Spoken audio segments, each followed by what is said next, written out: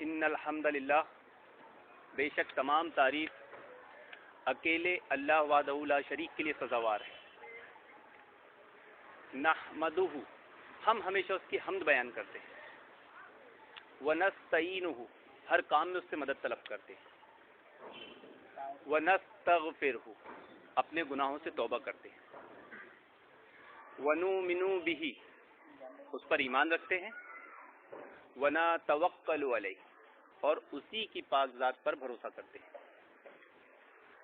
ونعوذ باللہ من شرور انفسنا، اور اپنے نفس کی شرارتوں سے اللہ رب العالمین کی پناہ میں آتے ہیں۔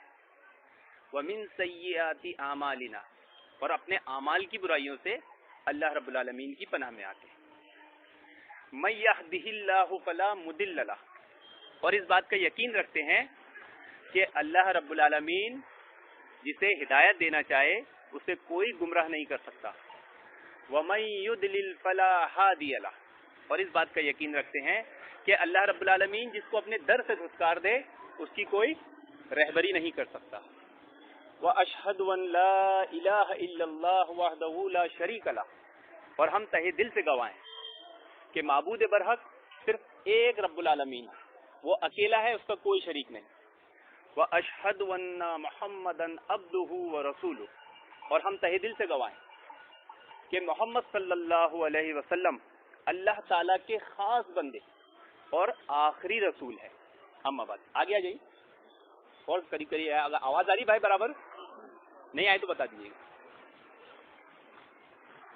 یا ایھا الذین آمنوا اتقوا اللہ حق تقاتہ ولا تموتن الا وانتم مسلمون، اے مومنو اللہ سے ڈرا کرو جیسا اس سے ڈرنے کا حق ہے، اور دیکھو مرنا تو مسلمان ہی مرنا۔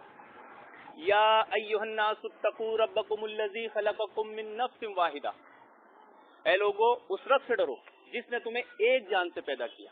وخلق منها زوجها وبث منهما رجالا كثيرا ونساء، اور اس رب سے ڈرو جس نے تمہاری جن سے تمہارا جوڑا بنایا اور دنیا میں بہت سارے مرد و عورت پھیلا دی۔ واتقوا اللہ الذی تساءلون به والارحام، اور اس رب سے ڈرو جس کا واسطہ دے کر تم ایک دوسرے سے اپنے حقوق مانگتے ہو اور رشتوں کا خیال رکھو۔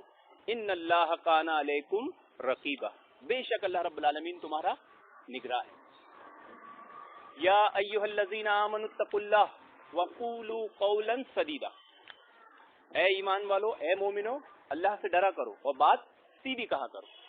یصلح لکم اعمالکم ویغفر لکم ذنوبکم، اللہ رب العالمین تمہارے اعمال درست کر دے گا اور تمہارے گناہوں سے درگزر کرے گا۔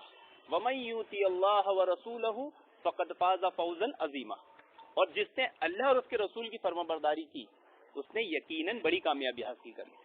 اما بعد فإن خیر الحدیث کتاب اللہ، اور سب سے بہترین حدیث اللہ کی کتاب ہے یعنی قرآن۔ وخیر الحدی ہدی محمد صلی اللہ علیہ وسلم، اور سب سے بہترین طریقہ محمد صلی اللہ علیہ وسلم کا طریقہ ہے۔ وشر الامور محدثاتها وکل محدثۃ بدعہ، اور سب سے بدترین کام وہ ہے جو دین میں اپنی طرف سے نکالا جائے اور وہ بدعت ہے۔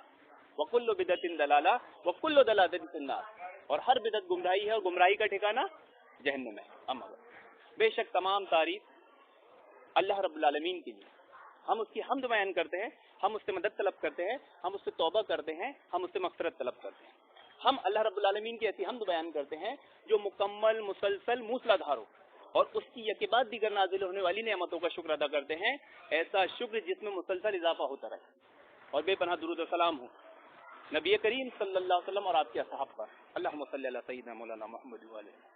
محترم سامعین اکرام، آج کا جو خطاب ہے ویسے تو آپ کے علم میں ہے ہی، درس قرآن ہے، اور اس کے مطابق جس سورے کو میں آپ کے سامنے پیش کرنے جا رہا ہوں وہ سورہ نازیہ ہے قرآن کی 30ویں پارے میں، اور اس سورے کا مومنین سے اور مومنین کے مخالفین سے بڑا گہرا تعلق ہے، اور ساتھ ہی ساتھ اس میں اللہ رب العالمین کی وحدانیت کا بڑا ہی پیارا اور بڑا ہی زبردست اصول بیان کیا گیا ہے، اور ایسا علم بیان کیا گیا ہے کہ جسے ہم اگر غور و فکر سے سنیں اور اس کو یاد رکھیں اور اپنی زندگی میں عمل کریں تو یقیناً ہماری زندگیاں کافی کچھ بدل سکتی ہے۔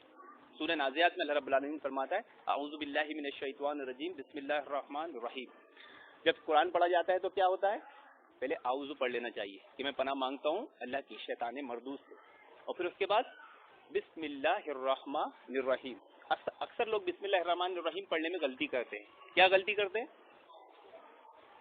بسم اللہ الرحمن الرحیم, ماں اور نر تو میم کو نون پہ گرا دیتے ہیں. بسم اللہ الرحمن الرحیم 2 بار نون پڑھ دیتے ہیں, وہاں 2 بار نون نہیں, ایک ہی بار ہے. یہ عام سے غلطی ہوتی ہے. کیوں؟ کیونکہ اصول و قواعد یاد نہیں رہتے.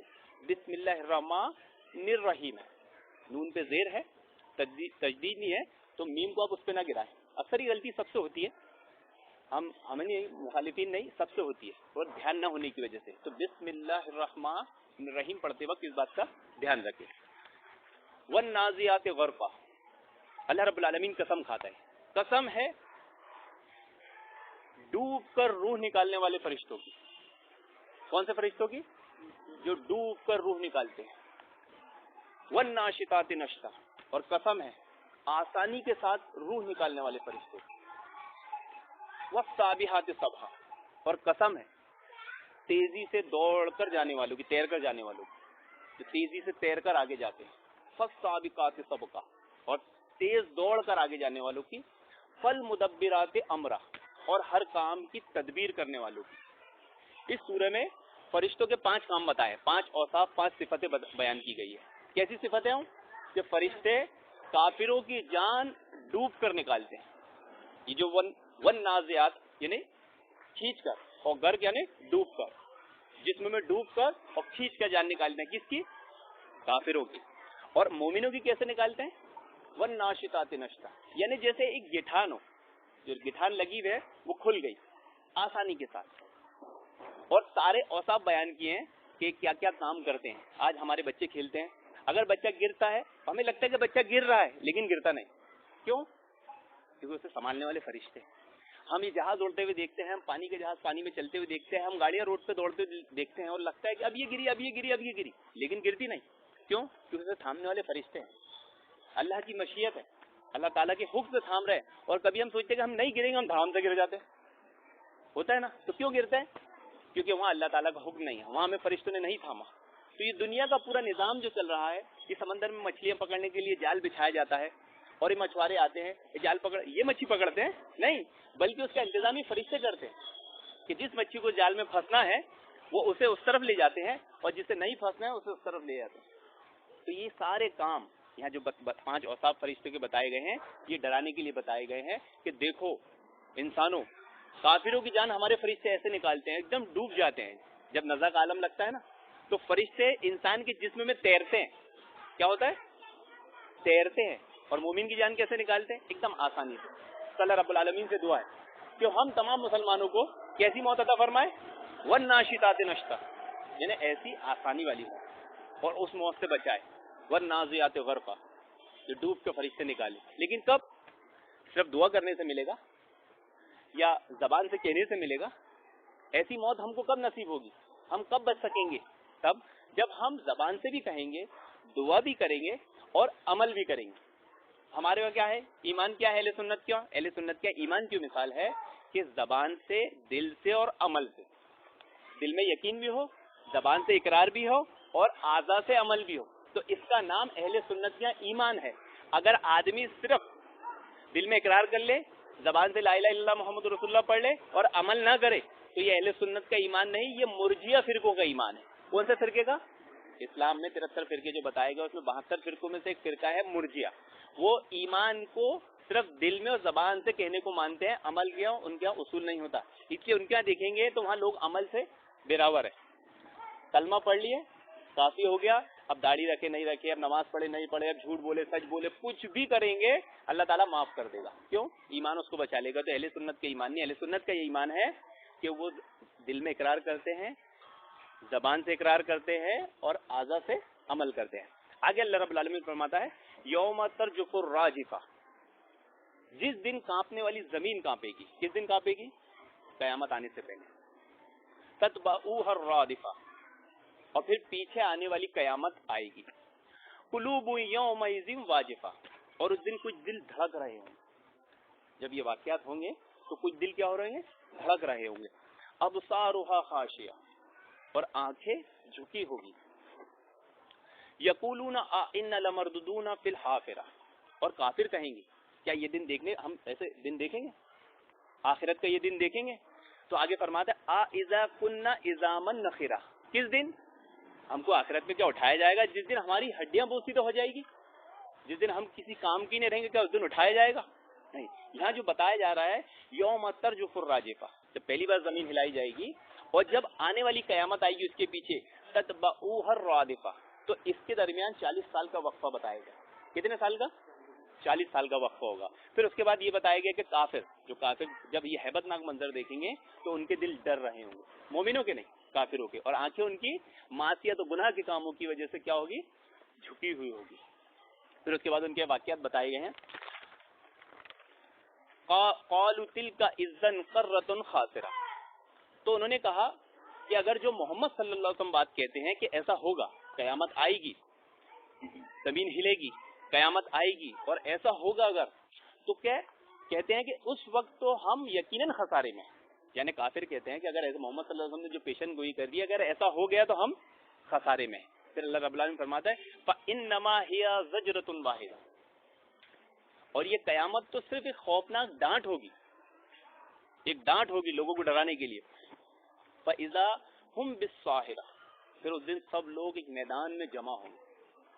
میدان کیا ہے؟ ایک کھلا میدان ہوگا، جیسے دنیا کے میدان ہے سیم ویسے ہی میدان ہوگا، اور دنیا کے تمام انسان وہاں جمع ہوں گے اور پھر ان سے حساب و کتاب لیا جائے گا.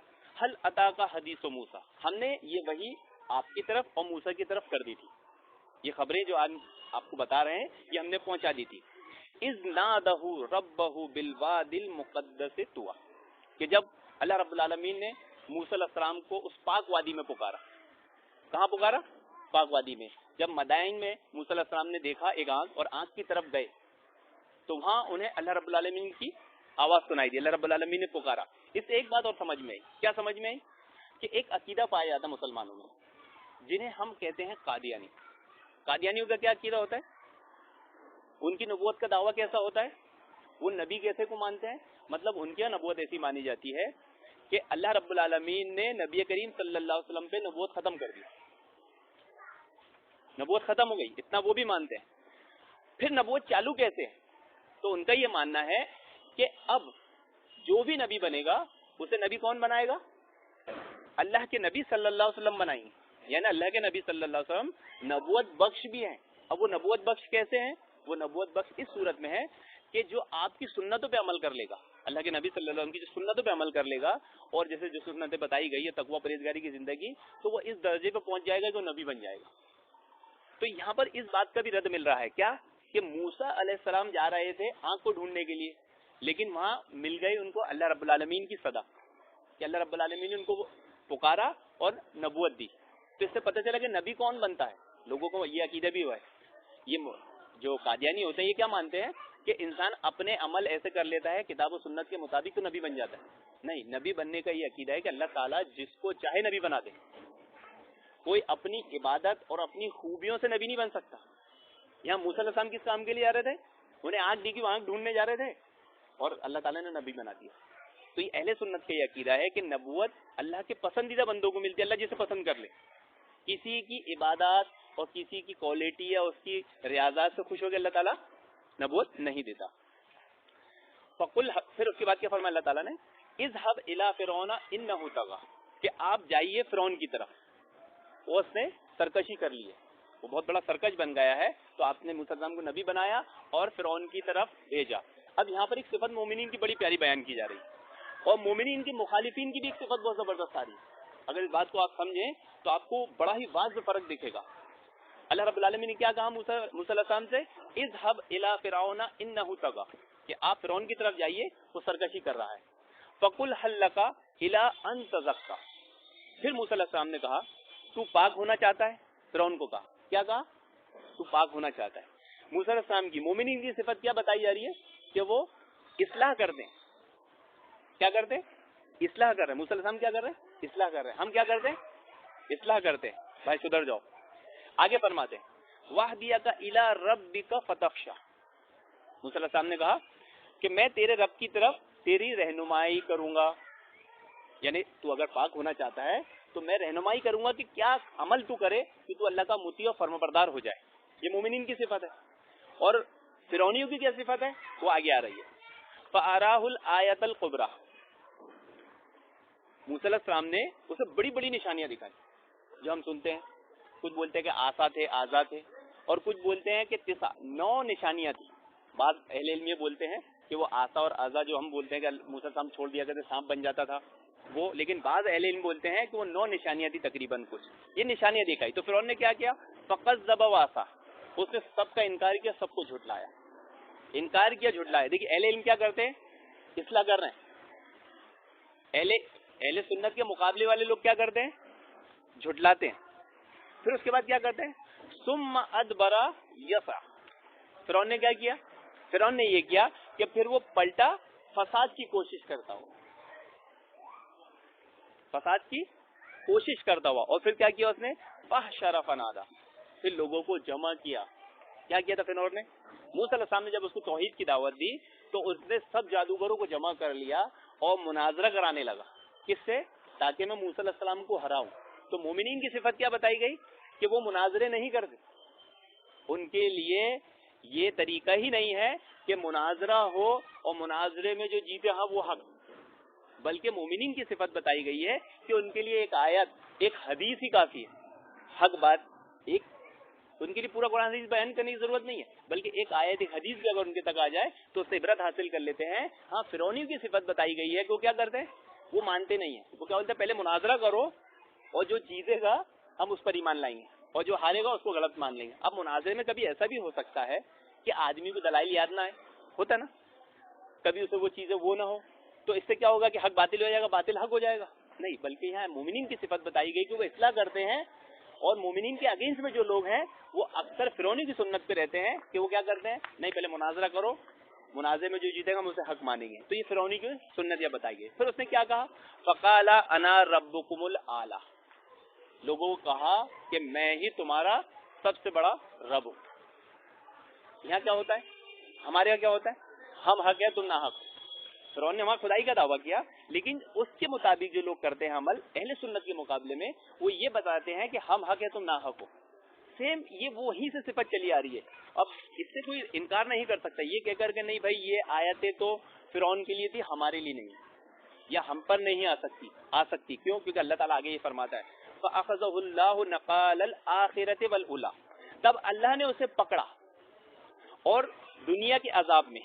إِنَّ فِي ذَلِكَ لَعِبْرَةً لِمَن يَخْشَىٰ، بے شک اس میں اس کے لیے عبرت ہے جو ڈرتا ہے. پھر اللہ تعالیٰ نے فرعون کو جب پکڑا اسے جو عذاب دیا وہ ہمارے لیے عبرت ہے کہ اس کی لاش کو ہمارے لیے کیا کیا؟ نشانی بنا دیا. أَأَنْتُمْ أَشَدُّ خَلْقًا أَمِ السَّمَاءُ بَنَاهَا، وہ دوبارہ پیدائش زیادہ مشکل ہے یا آسمان کی؟ یعنی اللہ تعالیٰ نے ہم کو دوبارہ پیدا کرے گا، یہ زیادہ اللہ تعالیٰ کے لیے مشکل ہے یا آسمان کو پیدا کرنا؟ آسمان کو پیدا کرنا زیادہ مشکل ہے نہ کہ ہمیں دوبارہ پیدا کرنا. پھر آگے فرماتا ہے رفع سمکہا فسوا، اور اس نے آسمان کی چھت بلند کی پھر اسے ٹھیک ٹھاک بنایا. وَأَغْطَشَ لَيْلَهَا وَأَخْرَجَ ضُحَاهَا، اور اس کی رات کو جو تاریک ہے اور اس کے دن کو روشن بنایا. وَالْأَرْضَ بَعْدَ ذَلِكَ، اور اس کے بعد زمین کو بچھایا. اس میں کیا ہے نا کہ اختلاف خلات ہے. کچھ لوگ یہ سمجھتے ہیں کہ اللہ تعالیٰ نے زمین کو پہلے بنایا 4 دن میں، پھر آسمان کو بنایا. کچھ آیتیں حامیم سجدہ کی آیت ملے گی، پھر ایک آیت میں ملے گا آپ کو کہ آسمان کو پہلے بنایا گیا اور زمین کو بعد میں بنایا گیا. دونوں ہی قرآن کی آیت ہے ہمارے سامنے. تو اب اس سے طے کیسے ہوگا کہ پہلے کون بنا، زمین بنی آسمان؟ یہ اللہ تعالیٰ جو ذکر کر رہا ہے تو اس میں یہ بتایا گیا، عبداللہ ابن عباس نے جو تفسیر بیان کی ہے تو آپ نے یہ بیان کیا ہے کہ اللہ تعالیٰ نے تخلیق زمین کی پہلے کی تھی، زمین کی تخلیق پہلے کی تھی 2 دن میں، پھر اس کے بعد آسمان کو بنایا اور پھر اس کے بعد زمین کو رہنے کے لیے ہموار کیا. یعنی جب تخلیق کیا تو جب زمین رہنے کے لیے ہموار نہیں تھی. ہموار کب ہوئی؟ کہ جب اللہ تعالیٰ نے آسمان کو بنا لیا. پھر اس میں کیا کیا؟ اخرج منہا ماءہا ومرعاہا، اس میں سے اس کا پانی اور اس کا چارہ نکالا. کب؟ پہلے تخلیق ہوئی، آسمان بنا، اور اب زمین ہموار ہو رہی ہے انسانوں کے رہنے کے لیے، تو اس میں سے کیا نکل رہا ہے؟ پانی، چارہ. والجبال ارساہا، पहाड़ों को मजबूत गाड़ दिया। मताअ लकुम वली अनामिकुम, तुम्हारे और तुम्हारे जानवरों के फायदे के लिए। ये क्या हो रहा है? अभी जमीन हमवार हो रही है, किसके लिए? इंसानों के लिए, जो इस पे रहने वाले हैं। फ़इज़ा जात तामतुल कुबरा, फिर जब बड़ी आफत कयामत आ जाएगी, सबसे बड़ी आफत जो आएगी कयामत, यौम यतज़क्करुल इंसानु मा सा, उस दिन इंसान याद करेगा जो उसने कोशिश की होगी। हमने जो भी अमल किए, जब कयामत आएगी सब इंसान याद करेंगे। वबुर्रिज़ातिल जहीमु लिमन यरा, फिर आगे अल्लाह रब्बुल आलमीन फरमाता है और दोज़ख हर देखने वाले शख्स के सामने जाहिर कर दी जाएगी। तो इसमें ईमान वाले और काफिर दोनों बराबर, दोनों दोज़ख को देखेंगे, लेकिन ईमान वाले खुश होंगे। क्यों? बोलेंगे अल्लाह ताला ने हमें ईमान और नेक अमल के जरिए इस बुराई से बचा लिया। और काफिर हैबत करेगा, डरेगा, किससे? जहन्नुम से।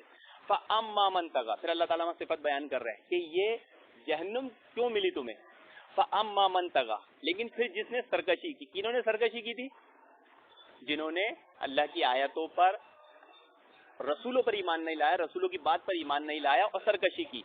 वह असरल हयात दुनिया, दुनिया की जिंदगी को तरजीह दी। फ़इन्नल जहीमा हियल मावा, और तू बेशक दोज़ख ही इसका ठिकाना है। जिसने भी दुनिया की जिंदगी को तरजीह दी, जिसने सरकशी की, उसका ठिकाना क्या है? दोज़ख है। वह अम्मा मन खाफ़ मक़ाम रब्बिही व नहन नफ्स अन्निल हवा, और जो शख्स अपने रब के सामने खड़े होने से डरा और अपने नफ्स को ख्वाहिशात से रोका। जन्नत किसको मिलेगी? जो अपने रब के सामने खड़े होने से डरता है और अपनी ख्वाहिशात को रोकता है, जायज ख्वाहिशात से अमल करता है, नाजायज से बचता है, तो ऐसे लोगों के लिए जन्नत है। और जिन्होंने इनसे परहेज नहीं किया उनके लिए क्या है? जहन्नम है। फ़इन्नल जन्नता हियल मावा, तो बेशक जन्नत ही उसका ठिकाना है। किन लोगों का? जिन्होंने अपनी ख्वाहिशात को रोका। यसअलूनका अन्निस्साअति अय्याना मुर्साहा, काफिर कहेंगे, क्या कहेंगे? आपसे कयामत के बारे में सवाल करते हैं। ये बड़ा अच्छा ही पॉइंट इस दर्स में आ रहा है कि काफिरों ने अल्लाह के नबी सल्लल्लाहु अलैहि वसल्लम से क्या सवाल किया। यसअलूनका अन्निस्साअति अय्याना मुर्साहा, तो वो आपसे पूछते हैं कयामत कब आएगी। तो अल्लाह रब्बुल आलमीन फरमाता है फीमा अंता मिन ज़िक्रहा, फीमा अंता मिन ज़िक्रहा, आपको इसके बयान करने से क्या गर्ज। अल्लाह रब्बुल आलमीन अल्लाह के नबी को फरमा रहे हैं कि आपको इसके बयान करने से कोई गर्ज नहीं। इला रब्बिका मुंतहा, कि इसका इल्म तो अल्लाह रब्बुल आलमीन के पास खास है। फिर आगे अल्लाह रब्बुल आलमीन फरमाता है इन्नमा अंता मुंजिरु मन यख्शा, आप तो सिर्फ हर उस शख्स को डराते हैं जो इससे डर रखता है। अल्लाह के नबी सल्लल्लाहु अलैहि वसल्लम की सिफत बयान कर अल्लाह रब्बुल आलमीन, आप सिर्फ उस शख्स को डराते हैं जो इससे डर रखता है। आपका काम गैब बताना नहीं है, आपको कोई दारोगा बना के नहीं भेजा गया, बल्कि गैब का इल्म, कयामत का इल्म, इस गैब का इल्म कौन रखता है? अल्लाह रब्बुल आलमीन। कअन्नहुम यौमा यरौनहा लम यल्बसु इल्ला अशियतन औ दुहाहा, जिस रोज वो कयामत को देखेंगे तो समझेंगे कि गोया वो दुनिया में बस एक शाम या सुबह ठहरे। यानी जब वो कयामत देख लेंगे और वहाँ की जो जिंदगी देखेंगे तो वो ख्याल करेंगे हम दुनिया में जब रहे तो उसमें इतना भी टाइम नहीं रहे कि पूरा एक दिन रहे। यहाँ जो 2 वक्तों का जिक्र आ रहा है तो उसमें रात, शाम का वक्त और चाश्त का वक्त, ये 2 वक्त ही शुमार करेंगे कि बस फजर से लेकर चाश्त के वक्त हम रहे या शाम के वक्त हम रहे, इससे ज्यादा नहीं। मतलब यहाँ एक चीज जैसे बताई गई कि उस दौर के काफिर मुशरिकीन अल्लाह के नबी सल्लल्लाहु अलैहि वसल्लम के ताल्लुक से ये अकीदा रखते थे कि आप गैब की खबर बताते हैं। क्या की खबर बताते हैं? गैब की खबर बताने वाले हैं। तो और इसीलिए आगे पूछते थे कि कयामत कब आएगी। तो अल्लाह ताला ने तंबीह किया कि आपको हमने दारोगा बना के नहीं भेजा, आपको गैब बताने वाला बना के नहीं भेजा, बल्कि आपको दावत और तबलीग करने वाला बना के भेजा, लोगों को डराने वाला बना के भेजा, लोगों की इस्लाह करने वाला बना के भेजा। गैब की खबरें हम जानते हैं, कयामत का गैब कब आएगी, कयामत कब कायम होगी, इसका इल्म सिर्फ अल्लाह रब्बुल आलमीन को। तो ये अकीदा भी बातिल किया उन लोगों का जो ये समझते हैं कि अल्लाह के नबी सल्लल्लाहु अलैहि वसल्लम को मबूस किया गया था गैब बताने के लिए। नहीं, अल्लाह के नबी सल्लल्लाहु अलैहि वसल्लम को गैब बताने के लिए नहीं, बल्कि अल्लाह के नबी सल्लल्लाहु अलैहि वसल्लम को खबर देने के लिए, इस्लाह करने के लिए, दावत और तबलीग का काम करने के लिए अल्लाह रब्बुल आलमीन ने मबूस किया था। हाँ, ये अलग बात है कि उन दावती कामों के लिए अल्लाह रब्बुल आलमीन ने किताब और सुन्नत को नाजिल किया, और किताब और सुन्नत खुद गैब है। तो ये खबरें हमें इस्लाह के लिए दी गई है, ना कि गैब की खबर बताने के लिए। تو یہ عقیدے کو باطل کیا گیا ہے. اللہ رب العالمین سے دعا ہے کہ ہم نے جو سنا ہے اس پر عمل کرنے کی نیک توفیق عطا فرمائے. یہ سورہ نازیات تھی, اس کی کچھ مختصر سی باتیں میں نے آپ لوگوں کے سامنے ذکر کیا ہوں, اور میری آپ لوگوں سے گزارش ہے کہ صرف ہم یہاں جب بیانات سننے بیٹھتے ہیں تو اس پر اکتفا نہ کریں. یہ اچھی بات ہے, ایک بار کریں, ہفتے میں 3 بار کریں, بہت اچھی بات ہے, لیکن ایک اللہ کے نبی صلی اللہ علیہ وسلم کے صحابہ کی بہت بڑی سنت تھی, اور وہ سنت کیا تھی کہ وہ روز قرآن میں سے ایک مخصوص حصہ, ایک خاص حصہ جو آدمی کی طاقت استطاعت کے مطابق ہوتا ہے تلاوت کرتے تھے. ہر آدمی کو مصروفیات ہے آج کے دور میں, کوئی کمزور ہے, کوئی پڑھ رہا ہے, کوئی جاب پر ہے, کوئی بیوی بچوں والا ہے, کوئی دھندے تجارت والا ہے, سب چیزیں اپنی جگہ ہے. لیکن صحابہ کی ایک بہت بڑی سنت تھی کہ وہ روز کچھ نہ کچھ تلاوت کرتے تھے, ایک حصہ مقرر کر لیتے تھے. وہ آپ کی طاقت کے ساتھ, وہ صحابہ کی طاقت کے حساب سے, کوئی 7 دن میں قرآن ختم کرتا تھا, کوئی 3 دن میں ختم کرتا تھا, جس کی جیسی مصروفیات. تو آپ لوگ بھی اس کام کو انجام دیں کہ روز کچھ نہ کچھ قرآن کی ایک مخصوص جو آپ کی طاقت ہے, 2 آیت پڑھ سکتے, 3 آیت پڑھ سکتے, بالکل پابندی سے کریں, چھوڑے نہیں, ایک دن بھی ناغہ نہیں کرے. کیوں؟ کیونکہ تھوڑا سا عمل, آدمی کیا سوچتا ہے, شیطان اس کو وسوسہ ڈالتا ہے, یار 2 آیت پڑھوں گا کیا ملے, 1 آیت پڑھوں گا کیا ملے گا. قرآن میں کتنی آیت ہے ٹوٹل, قرآن میں کتنی آیت ہے, 6,500 تقریباً ہے نا. اگر آدمی 1 آیت روز یاد کرے, 1 آیت, تو کتنے دن میں اس کو قرآن حفظ ہو جائے گا؟ 6,500 دن میں نا. ایک دن کا مشکل ہے نہیں, لیکن شیطان اس کو بہت معمولی دکھاتا ہے. کیا بولتا ہے, ارے 1 آیت پڑھے گا, کہاں ملے گا 1 آیت پڑھ کے, پورا پڑھ, 1 پارا پڑھ, آدھا پارا پڑھ, 1 رکوع پڑھ, اور پھر آدمی پڑھتا ہے نہیں, پھر اس کو مصروفیت آ جاتی. تو مسلسل تھوڑا سا عمل, آپ مسلسل تھوڑا سا عمل کرو, وہ کبھی کبھی کے بہت زیادہ عمل سے بہتر ہے. تو آپ اپنی مصروفیات کے مطابق 1 آیت لے لیں, کم سے کم 1 آیت آپ دن میں, رات میں, جب آپ کو ٹائم ملتا ہے, اور سب سے بہترین ٹائم ہوتا ہے سونے سے پہلے, کیونکہ اس ٹائم آپ نے سارے کام فارغ کر کے آ کر فری ہوتا ہے, بیوی بچوں بال بچوں سب سے.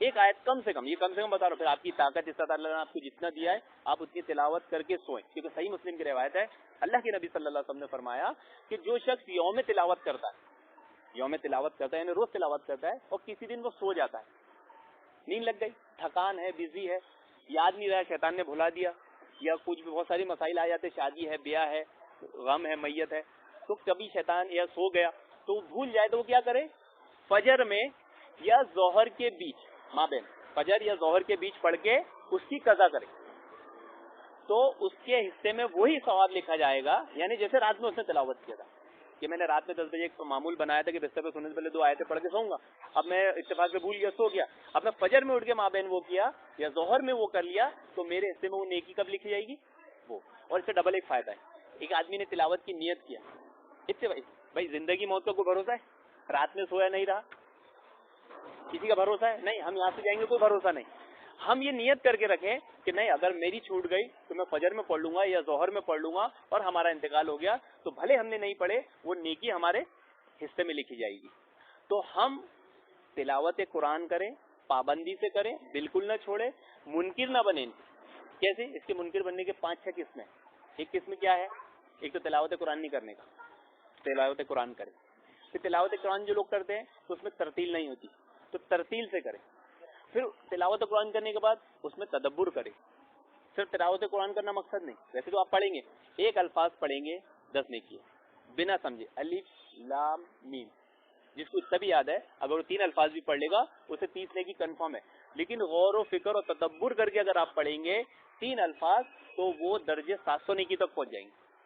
کہاں سے 10 سے کہاں تک پہنچ جاتی ہے, 700. تو غور و فکر تدبر کریں کہ اللہ تعالیٰ اس میں کیا کہہ رہا ہے. جب غور و فکر تدبر کریں گے تو پھر کیا آئے گا, آپ اس پہ عمل کریں گے.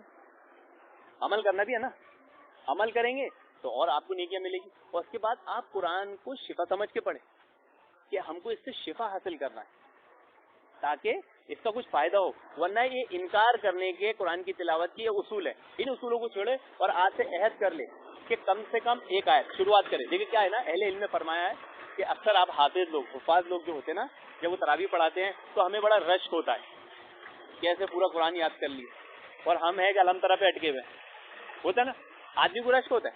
ہم اتنا آتے ہیں کل کوثر پہ اٹکے ہوئے, رشک ہوتا ہے نا. اب یہ اتنا سارا قرآن انہوں نے یاد کیسے کیا, تو ان کو قاعدے میں سکھایا جاتا ہے کہ بھائی پوچھتے, ہم تو پوچھتے, میرے کو تو رشک ہوتا ہے, مجھے کتنے دن میں حفظ کیے, تو بولے 6 مہینے میں. साल 6 महीने में अपने को एक पारा याद नहीं हुआ। तो पता चला अहले इल्म की महफिलों में बैठने से कि उनके यहाँ ये उसूल और कायदा होता है कि वो बताते हैं कि जब आप शुरुआत करते हैं, जैसे एक आयत याद करने की शुरुआत की ना, और आप देखेंगे कि आपका दिमाग एकदम खून हो जाएगा, आदत नहीं होती, जैसे आदमी को साइकिल चलाने की आदत नहीं, गिर जाता है, तो वैसे ही कुरान पढ़ने जाएंगे तो इस पर तो शैतान का भी गलबा, वो तो चाहेगा ही नहीं आप पढ़े। तो आपको 2 आयत 3 आयत पढ़ने में ये होगा कि आपका दिमाग एकदम जाम होगा, आपको थोड़ी नींद आने लगेगी, गुमतारा आने लगेगा, लेकिन आप उसको पाबंदी से करते रहे। तो 3 आयत या 1 आयत से जब आप स्टार्ट होंगे ना, तो आगे जाके 1 महीना 2 महीना 3 महीने बाद आप एक सूरह याद कर लेंगे। ये प्रैक्टिस का उसूल है कि पहले दिन आदमी को एक याद नहीं होती, 2 याद नहीं होती। जो स्कूल पढ़ते बच्चे वो जानते हैं कि पहले दिन एक सवाल याद नहीं होता, कभी कभी ऐसा 10-10 सवाल याद हो जाते हैं। तो जब आप पाबंदी करेंगे इन आयतों को याद करने की, हिफ्ज करने की, और इसको चलते फिरते तिलावत करें, फजूल काम हम इधर बैठे इधर बातें कर रहे हैं, निकम्मी बातें करने से बेहतर क्या है, कुरान की तिलावत करें। मौत का कोई भरोसा है? मेरे को बड़ी हंसी आती है, लोग दुआएं करते हैं। क्या दुआएं करते हैं? अल्लाह ईमान की हालत में मौत देना। हर मस्जिद में होती, कोई मस्जिद ऐसी नहीं होगी जहाँ दुआ नहीं होती थी। लेकिन वो देखेंगे नमाजियों को कि वो नमाज से सबसे पहले भागते, नमाज जल्दी जल्दी पढ़ के भागेंगे। तो फिर कौन सी दुआ कर रहा था भाई? क्या नमाज में तो ईमान की हालत नहीं है? 2 रकात नमाज भी दिल लगाकर, हम में से मैं भी उसमें शामिल हूँ। हाँ, ये अलग बात है कि मैं सबको ये नहीं बोलता कि सब ऐसे ही उचाट होंगे, कुछ की जिम्मेदारियां होती है, काम पे जाना है, बिजी हैं, और शैतान कहीं से भी आ जाता है हमारे बीच में। तो हम ये अहद करें कि हम 2 रकात नमाज पहली तकबीर तहरीमा से सलाम तक एक पल के लिए भी हमारा जहन हटे नहीं। हम कभी प्रैक्टिस करके देखें, वरना नमाज शुरू थी, इमाम साहब तकबीर कहते तो हम तो जागते कब वलद आमीन कहते इमाम साहब, वलद दुआलीन जोर से आवाज आती है। नहीं तो वो जोहर असर में तो वहां तक रहते कि जब तक तकबीर की आवाज नहीं, अल्लाह अकबर रुकू वाली, हम तो होश पे नहीं आते। तो मसरूफियात हैं, वो है, लेकिन हम ये कोशिश करें कि अगर हमें ईमान की हालत में दुनिया से जाना है तो नमाजें भी वैसी पढ़ना पड़ेगी, हालात भी जिंदगी वैसे गुजारना पड़ेंगे। पूरी कोशिश करना पड़ेगी कि हमारे जबानों पर हमेशा जिक्र है। जिक्र रहने से क्या फायदा है? जिक्र रहने का क्या फायदा है? इसकी एक मिसाल ये मौजूद है कि अगर आपकी जबान पे जिक्र है तो आप सबसे ज्यादा अल्लाह से मोहब्बत करते हैं, सबसे ज्यादा अल्लाह से मोहब्बत करते हैं। अगर आपकी जबान को आप कैलकुलेशन खुद करें घर में बैठ के, 24 घंटे के टाइम में आपने कितनी देर जिक्र किया है और कितनी देर नहीं किया है, और जितनी देर नहीं किया है तो उस दिन किसका जिक्र किया है? अब काम धंधे का जिक्र किया है, पढ़ाई का जिक्र किया है, जो भी जिक्र किया है, तो आप जान ले कि आपको अल्लाह से मोहब्बत नहीं, उससे मोहब्बत है। क्योंकि मोहब्बत की अलामत बताई गई है कि जिससे मोहब्बत होती है इंसान सिर्फ उसी का जिक्र करता है, और नहीं तो माशूक और आशिक को देख लो, माशूक और आशिक को देख लो, उसकी जबान पे दुनिया कुछ भी बोलते रहे, उसको अपने माशूक और आशिक का ही जिक्र मिलेगा, उसे उसके सिवा कोई चीज अच्छी नहीं लगेगी। तो हम भी अल्लाह से ऐसी ही मोहब्बत करने वाले हो जाएं। और उसका आसान तरीका क्या है? अब बड़ा मुश्किल है, कैसे जिक्र हो? नहीं, अपनी जिंदगी मुकम्मल सुन्नतों के मुताबिक गुजारे। अतीउल्लाह व अतीउर रसूल वला तुब्तिलु अमालकुम, इताअत करो अल्लाह और उसके रसूल की, और अपने अमाल बर्बाद मत करो। अल्लाह रब्बुल आलमीन से दुआ है कि वो कहने को सुनने से ज्यादा अमल की नेक तौफीक अता फरमाए, और यह तमाम हज़रात को तिलावत कुरान की और सुन्नतों का मुती होने की नेक तौफीक अता फरमाए। वाखिर दावाना अल्हम्दुलिल्लाहि रब्बिल आलमीन व क़ूलू क़ौली हाज़ा अस्तग़फिरुल्लाह रब्बी मिन कुल्लि ज़ंबिन व अतूबु इलैह। किसी भाई को कोई बात समझ में नहीं आई तो पूछ सकता है। आपने बोले जो अरफात का मैदान की जो बात करे आपने, जो मैदान ऐसा खुला रहेगा, तो कुछ उलमा बोलते कि अरफात का मैदान होगा, लोग वहाँ जमा होंगे, तो उसकी बात क्या है? नहीं, मैदान तो है, मैदान उसे कहते हैं कि यहाँ मैदान की जो सिफत बताई गई है कि एक घर होता है, कि मैदान में अपना घर है, घर में हम मुतमईन होते हैं और सो जाते हैं। लेकिन अगर हम जंगल में चले जाएं, पहाड़ी एरिया में चले जाएं, तो वहां पर क्या होगा? मैदान। लेकिन नींद आएगी, खौफ आ जाता है। तो यहाँ वो खौफ की बात बताई जा रही है कि उस दिन सब मैदान में जमा होंगे, तो वहाँ आदमी सुकून से नहीं होगा। यहाँ मैदान की वो सिफत बताई जा रही है, तो मैदान ही होगा वो जहाँ सब लोग जमा होंगे, और मैदान से ही तस्बीह दी गई है। वो आखिर दावाना अल्हम्दुलिल्लाहि रब्बिल आलमीन व क़ूलू क़ौली हाज़ा अस्तग़फिरुल्लाह।